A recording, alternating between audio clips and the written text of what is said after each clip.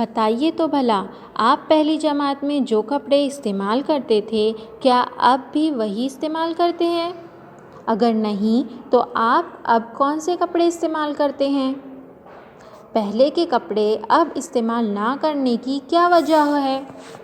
اپنے بچپن کا پسندیدہ لباس آپ آج کیوں استعمال نہیں کر سکتے؟ آپ جو کپڑے استعمال نہیں کرتے انہیں کیا کہتے ہیں؟ انہیں پرانے کپڑے کہتے ہیں۔ ہم جو پہلی جماعت میں کپڑے پہنتے تھے وہ کپڑے اب چھوٹے ہو چکے ہیں۔ ہم بڑے ہو چکے ہیں اور وہ کپڑے چھوٹے ہو چکے ہیں، اس لیے انہیں پرانے کپڑے کہتے ہیں اور وہ ہم ابھی استعمال نہیں کر سکتے۔ والدین، دادا دادی سے گفتگو کیجیے اور معلوم کیجیے کہ پرانے کپڑوں کا کیا کیا جاتا ہے۔ آئیے یہ کر کے دیکھتے ہیں۔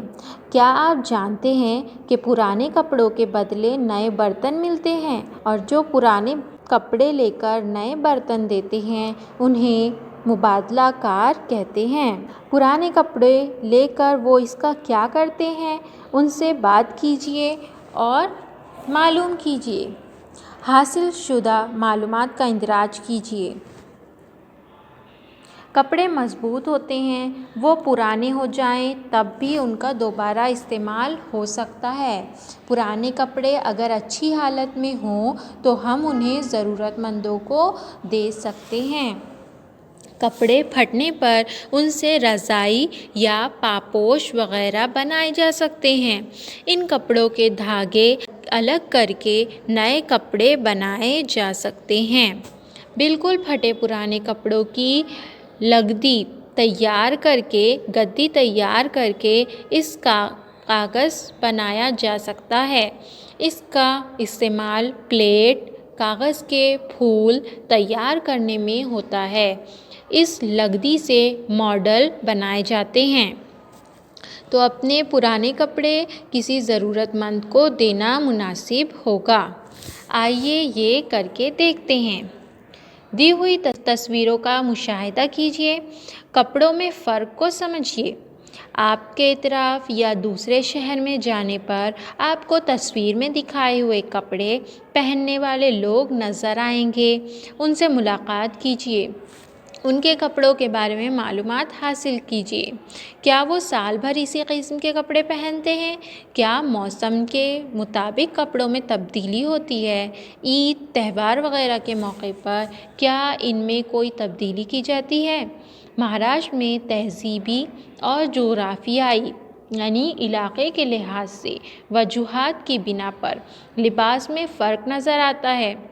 مہاراشٹر کی آب و ہوا کے لحاظ سے زیادہ تر لوگ سوتی کپڑوں کا استعمال کرتے ہیں اور کئی جگہ پر الگ الگ علاقوں کے لحاظ سے الگ الگ لوگ الگ الگ کپڑے پہنتے ہیں اور ان کے تہوار آنے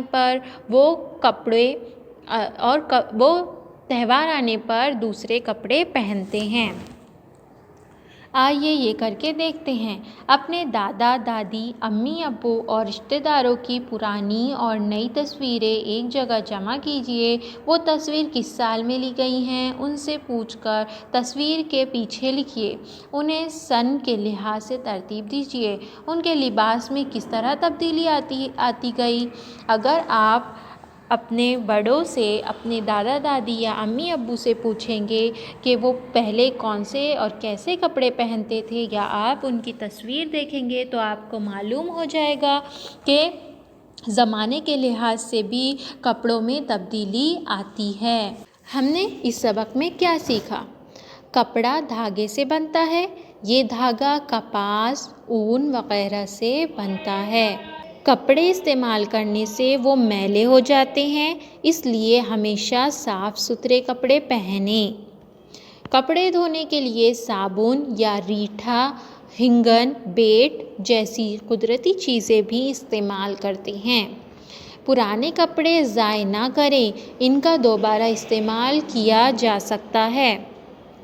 جغرافیائی اور تہذیبی وجوہات کی بنا پر لباس میں فرق نظر آتا ہے۔